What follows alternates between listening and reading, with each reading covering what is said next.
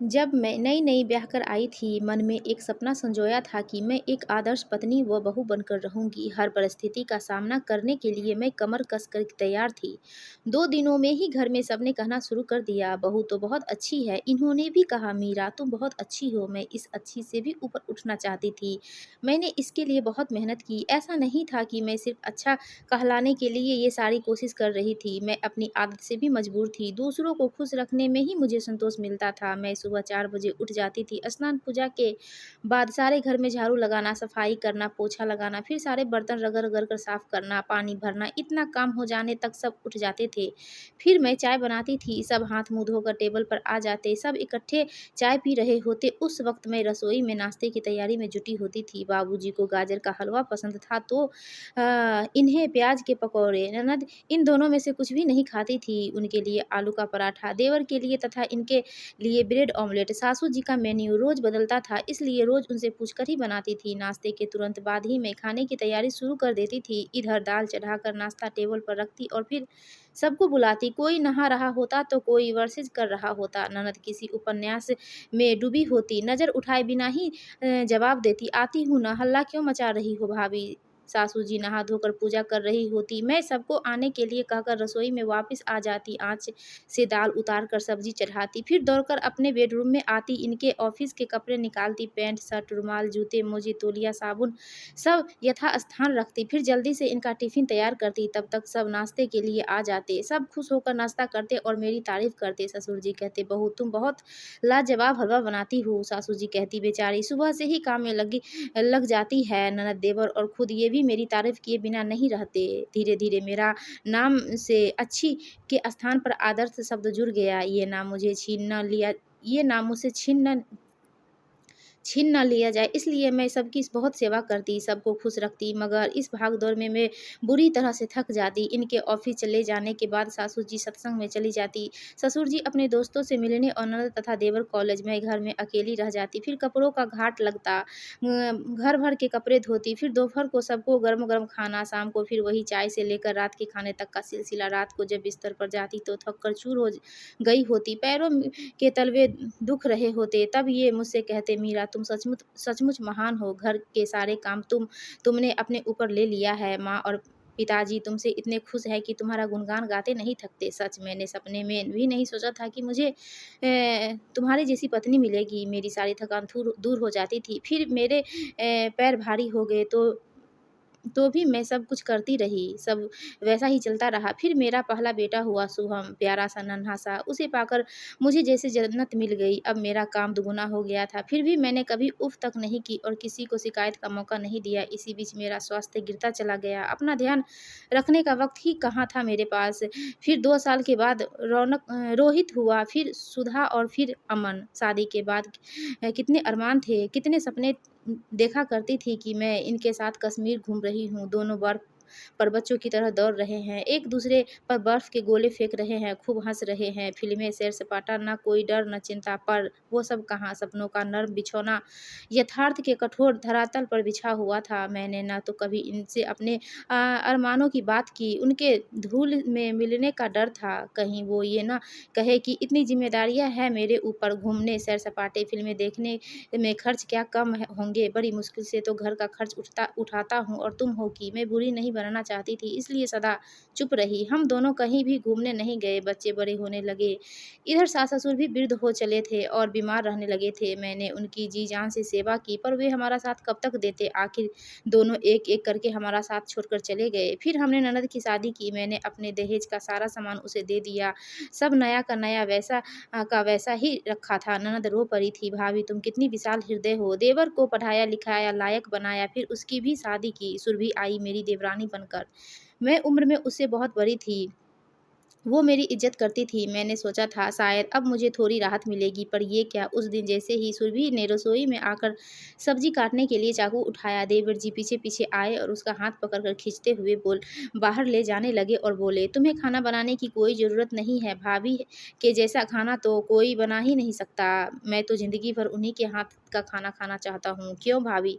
मैं मुस्कुराकर बात को हँसी में टाल गई थी। फिर तो सुरभि कभी मेरी सहायता के लिए नहीं आती थी। मैं भी तो एक इंसान हूँ, मेरी भी इच्छा होती थी कि कभी आराम करूँ, पर मैंने कभी अ, उससे कुछ नहीं कहा। सुरभि हमेशा अपनी सहेलियों से यही कहती, भाभी बहुत अच्छी है, मुझे तो किसी काम को हाथ भी नहीं लगाने देती। धीरे-धीरे बच्चे भी बड़े हो गए, सब अपनी-अपनी पढ़ाई में व्यस्त हो गए। मैं सबका पूरा ध्यान रखती, कब किसे क्या ज़रूरत है, कौन से कपड़े पहनने हैं, क्या खाना है। बच्चे अ, हमेशा लाड करते हुए मेरे गले लिपट लिपट जाते, माँ तुम कितनी अच्छी हो, हमारा कितना ख़्याल रखती हो। सुधा ने भी कभी कोई काम सीखने में रुचि नहीं ली। बचपन से आदत जो पड़ गई थी माँ पर निर्भर रहने की। हाँ, जब कभी मैंने ख़ास किसी काम के लिए कहा तो अवश्य ही मेरी सहायता की। बेटे तो फिर बेटे थे, वे तो राजकुमारों की तरह रहते थे और मैंने भी उनकी हर इच्छा पूरी करने की कोशिश की। बेटी जब 20 की हुई तो हमने उसकी शादी कर दी, वो ससुराल चली गई। बेटे नए ज़माने के थे। बड़े बेटे शुभम ने अपने पसंद से अंतरजातीय विवाह किया। मैंने थोड़ी चैन की साँस ली कि अब तो मेरी बहू आ गई, अब शायद बरसों से चली आ रही ज़िंदगी की इस आपाधापी से थोड़ी राहत मिलेगी। मगर उस वक़्त मेरे दुःख की सीमा नहीं रही जब देवर जी की बातों को मेरे बेटे ने भी दोहराया। शादी के कुछ दिनों के बाद एक दिन मीनू को काम करते देखकर बोला, "ये क्या मीनू, तुम काम कर रही हो? अरे तुम आराम से बैठो, अभी तो हमारी मौज-मस्ती के दिन हैं और फिर माँ है ना, उसके होते हुए हमें किस बात की चिंता?" फिर भी मीनू ने कुछ बोलना चाहा था लेकिन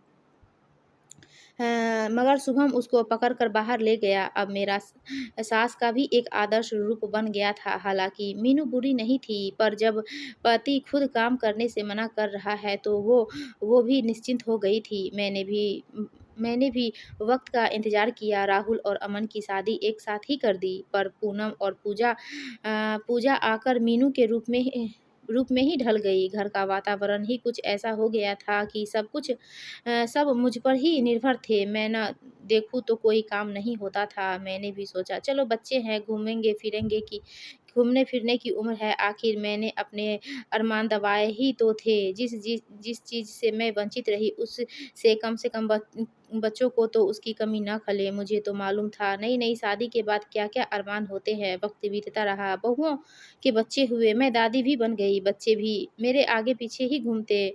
सच पूछो तो मैंने ही सबको पाला। बहुएँ मेरा गुणगान गाते न थकती थी। अमन मेरे पास आकर बोला, माँ इन लोगों से कोई काम नहीं होगा, क्यों ना हम कोई नौकर रख लें। मेरी आँखें के कोर भीग गए थे, इतने वर्षों से सब कुछ मैं कर रही थी। आज जब मेरी बीमारी की वजह से बहुओं पर 2 दिन के लिए काम आ पड़ा तो नौकर रखने की बात कर रहे हैं। फिर ये रिटायर हो गए और अपना समय दोस्तों के साथ ताश खेलकर बिताने लगे। पर मेरी दिनचर्या में कोई फ़र्क नहीं आया। उस दिन की घटना में मैं कभी नहीं भूल पाती। मैं बीमार पड़ गई थी, बहुत तेज़ बुखार था मुझे, हफ्ता भर मैं बिस्तर पर पड़ी रही। उस 1 हफ्ते सारी ज़िम्मेदारी बहुओं के ऊपर आ पड़ी। 2 दिनों में ही वे खींच उठी। मंझली और छोटी किसी काम की बात को लेकर आपस में ही उलझ गई। उन्हें समझा-बुझा के अमन मेरे पास आकर बोला, माँ इन लोगों से कोई काम नहीं हो सकेगा, क्यों ना हम कोई नौकर रख लें। मैंने सिर्फ़ इतना कहा, रहने दो बेटा, ज़रा अच्छी हो जाओ, 2 दिनों बाद मैं खुद ही सँभाल लूँगी। और 2 दिनों के बाद फिर सब पहले जैसा ही हो गया था। अचानक एक दिन सुबह बैठे-बैठे ही मेरी जीभ लड़खड़ाने लगी, बोलती कुछ थी, निकलता कुछ था। मैं खुद हैरान थी कि ये क्या हो रहा है। शाम होते-होते मेरा पूरा बायाँ हिस्सा सुन्न हो गया। डॉक्टर को बुलाया गया। सब जाँच करने पर पता चला मुझे लकवा मार गया है। सारे घर में एक सन्नाटा-सा छा गया। मैंने मुस्कुराकर कहा, क्या बात है? सबने मुँह क्यों लटका रखे हैं? भगवान ने चाहा तो जल्दी ठीक हो जाऊँगी, पर मजबूरी बस मैंने बिस्तर पकड़ लिया। अपना काम करने लायक भी न रही। तीनों बहुओं के मुँह उतर गए थे। कुछ दिनों तक तो सबने खूब सेवा की, फिर धीरे-धीरे सब अपनी-अपनी दिनचर्या पर उतर आए। मैं सुबह से 12 बजे तक भूखी-प्यासी लेटी रहती हूँ, किसी को मेरी फ़िक्र ही नहीं है। घर में एक तनाव-सा आ गया है। तीनों बहुओं का परस्पर प्रेम प्रदर्शन अब लड़ाई-झगड़े में बदल गया है। आखिर पत्नियों की तकरार से तंग आकर तीनों बेटे अलग हो गए। मेरी हालत देखकर तीनों मेरे जीते जी संपत्ति का बँटवारा करना चाहते हैं। सीधे मुँह कोई कह नहीं पाता, पर उनकी बातों से मुझे सब समझ में आ जाता है। बेटी भी आई मुझे देखने, पर वो तो पराए घर वाली है, कितने दिन रहती। शुभम चाहता है मैं राहुल के पास रहूँ और राहुल चाहता है अमन के पास रहूँ। इन्हें भी अपना वक़्त बिताना अच्छी तरह आता है। वो रात को अक्सर पूछते हैं, मीरा कोई तकलीफ़ हो तो बता देना। शारीरिक तकलीफ़ तो मैं सह सकती हूँ, पर मुझे इस रोग से ज़िंदगी के यथार्थ से